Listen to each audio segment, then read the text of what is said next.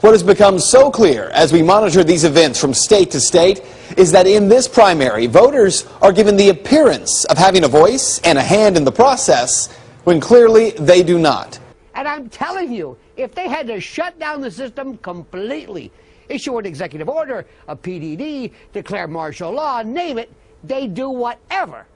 Because no one and nobody is getting in the way of this rigged system. There's no difference between Democrat and Republican at the POTUS or presidential level. So therefore, if no one, Democrat or Republican, would be allowed anywhere near the White House who pledged to destroy the status quo system, then that means it's rigged.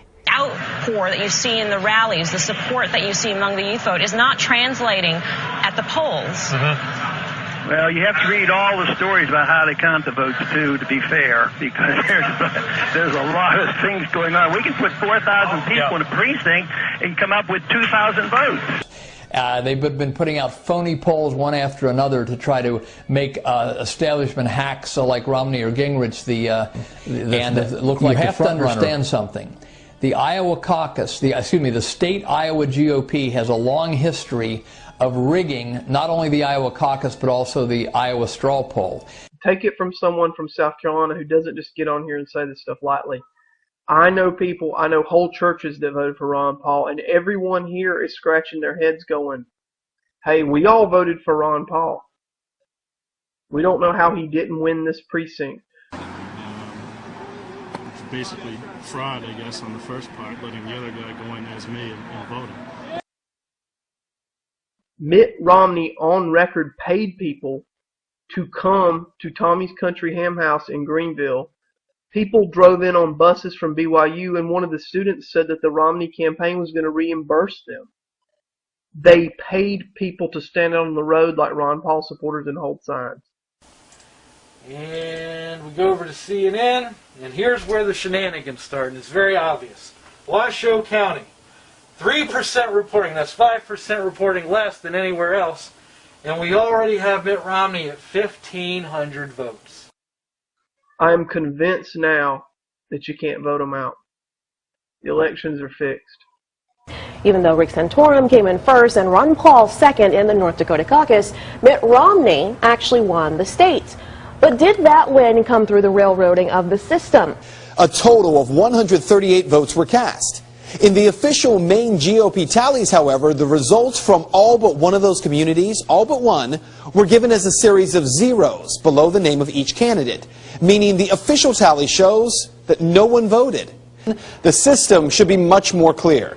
Unfortunately, how those delegates in North Dakota were selected was anything but fair. The state instructed the chairman to not read any of the votes aloud. He wanted a vote fraud system to be built? He wanted a program that could flip the votes without anyone seeing it. Moving on to Nevada.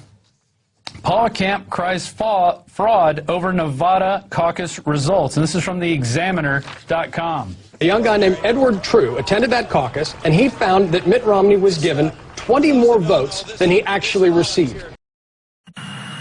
There's no doubt that there's election fraud going on in this country. Votes were being counted. A strange thing happened. The lights turned off. Not when the votes were being counted, but when they were being collected, the lights turned off. Oh, the lights turned on every occasion. The votes that were lost were Ron Paul votes. Look in the official Republican Party's results list. 0 votes. Any other comments? How much time? That's it. Time's up. 2 election supervisors take action tonight after an NBC2 investigation uncovers flawed record-keeping and human error allowing people who are not citizens of the United States to vote. Then there are a lot of precincts, a bunch of precincts at least, where there are disputes. There were more ballots cast than there were people signed up for that precinct. The original article dated Thursday, February 2nd, 2012 at 8:40 p.m. on Thursday, February 2nd, 2012, days before the election. Oh my God, you guys. Mitt Romney did not win Belfast. Ron Paul won Belfast. But sometimes we get thousands of people like this and we'll take them to the polling booth and we won't win the caucus. So, you know, a lot of our supporters are very suspicious about it. But the straw votes have been very confusing. I mean, you've probably read in the paper about what happened up in Maine. I mean, and I'm fine if you don't vote for my amendment. I just feel like this has been un-American, undemocratic. Prior to voting on the slate, we should have known who was on the slate and which candidate each member of the slate supported. But the state Republican Party planned to give Belfast to Mitt Romney anyway. When Belfast complained about that, the Belfast chairman was told by the state party, quote, "Oh, I'll be sure those numbers are changed." So, did the final tally from Belfast, Maine show Ron Paul winning Belfast, which in fact Belfast says is what happened? No, the numbers did not say that. Here's what they showed. 0! Even though Governor Romney was already declared the winner, the numbers that the state GOP in Maine are reporting are, according to caucus chairman, incorrect. Hey, you can't do that! The camera thing was...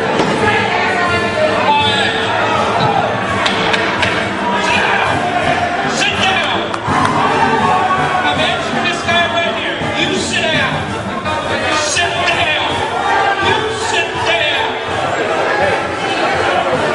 down! So you're about to elect these delegates to the state convention. We're asking you to vote for these people. There are Romney people, Gingrich people, and Santorum people on the list. How were they chosen? They were chosen based on, we talked to each campaign, we talked to local Republicans who knew them, and we got advice from them. And I'm asking you, on behalf of the Romney campaign, to vote for it. It is in the interest of the state convention. Chris's son.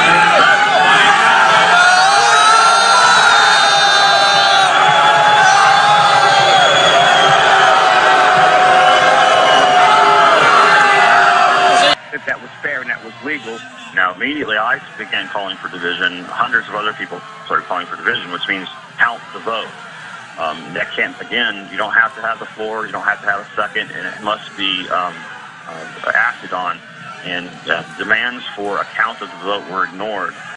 Some candidates' supporters are attempting to change the rules of the caucuses in order to manipulate the delegate process.